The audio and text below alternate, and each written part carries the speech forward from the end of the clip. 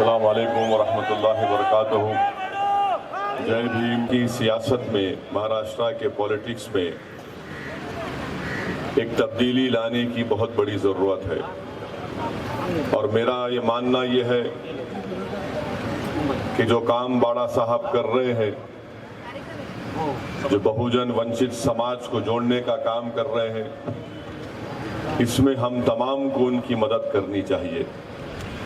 और अगर हम बहुजन वंचित समाज को बाड़ा साहब जो शुरुआत किए हैं, अगर हम उसको एक जगह पर जमा कर देते हैं तो यकीन जानिए महाराष्ट्र की सियासत में एक इनकलाब आएगा और इनकलाब लिखा जा चुका है।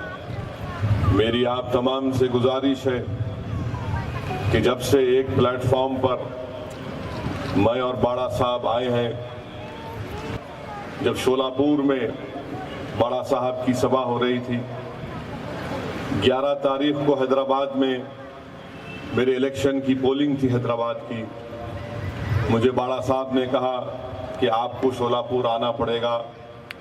मैंने कहा बिल्कुल आ रहा हूँ। फिर उन्होंने मुझसे पूछा कि ओवैसी साहब कल आपकी पोलिंग है।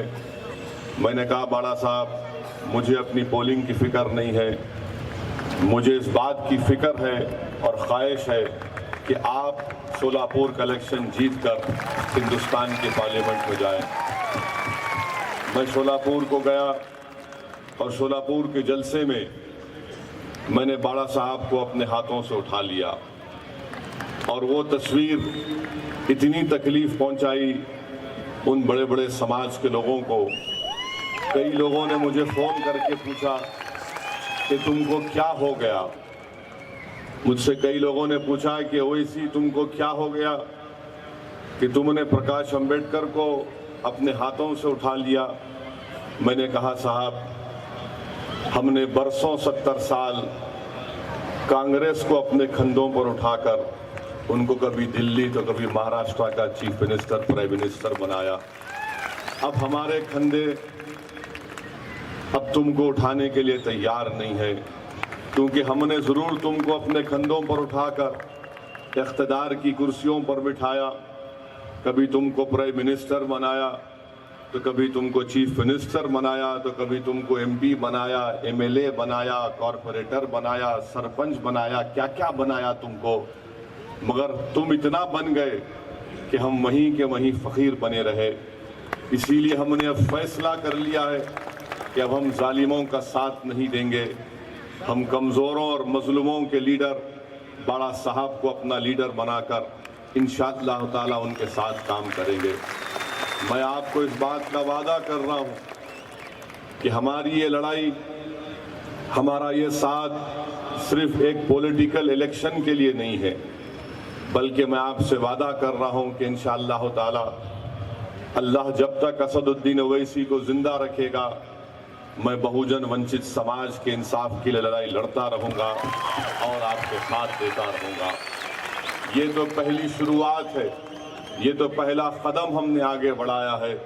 इंशाअल्लाह ताला महाराष्ट्र में जब 6 महीने के बाद असम्बली के चुनाव होंगे, उस वक्त भी हम हर असम्बली के क्षेत्र में जाकर बहुजन वंचित आघाड़ी के लिए आपके दरमियान में आकर आपसे वोट का मुतालबा करेंगे। आज ये पार्लियामेंट का इलेक्शन है, करने आया हूँ कि मैंने 15 साल हिंदुस्तान की लोकसभा में मुझे अल्लाह ने वहाँ पर कामयाब करके भेजा। मैं अपने 15 साल लोकसभा के इस सफ़र में मैंने 2 मरतबा अपने आप को बड़ा अकेला महसूस किया। एक मरतबा जब हिंदुस्तान की पार्लियामेंट में मोदी ने इकोनॉमिक ग्राउंड्स के ऊपर आला जात के लोगों को रिजर्वेशन देने का कानून बना दिया। मैं उस वक्त देख रहा था कि बीजेपी के सफ़ों में, बीजेपी के एमपीज में हमारे 100 दलित एमपी भाई बैठे हुए थे। मैं उनसे जाके मिला और पूछा भी, देखो ये जो कानून बनाया जा रहा है, क्या ये बाबा साहेब अम्बेडकर के खिलाफ नहीं है? क्या ये हमारे संविधान के खिलाफ नहीं है? क्या ये बाबा साहब अम्बेडकर के ख्वाब और उनकी कोशिशों को जीरो नहीं कर देता? तो तमाम के तमाम 100 से ज्यादा एमपीज मेरी आंख में आंख भी नहीं डाल सकते थे, वो खामोश बैठे रहे। उस वक्त मुझे ख्याल आया कि अगर काश हिंदुस्तान की लोकसभा में उस वक्त अगर बाड़ा साहब या बहुजन वंचित अघाड़ी के अगर 5 एमपी होते तो हिंदुस्तान की लोकसभा के दोनों दीवार को हम हिला के रख देते और इस तरह का कानून बनने नहीं देते। मैं आपको वार्न कर रहा हूं, इस पूरे इलेक्शन कैंपेन में आप देखेंगे ना शिवसेना, ना कांग्रेस, ना बीजेपी 10% रिजर्वेशन जो इकोनॉमिक ग्राउंड्स पर दिया गया उस पर बात कर रही है।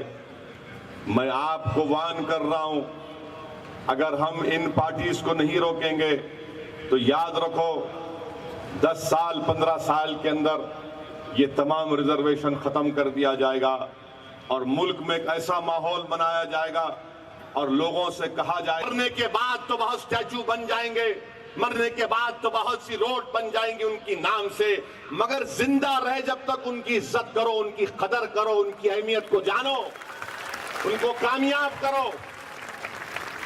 अगर आप ये बात को समझेंगे तो आप यकीनन कामयाबी हासिल करेंगे। यकीनन हम बीजेपी को हराएंगे, मोदी को हराएंगे इंशाअल्लाह ताला।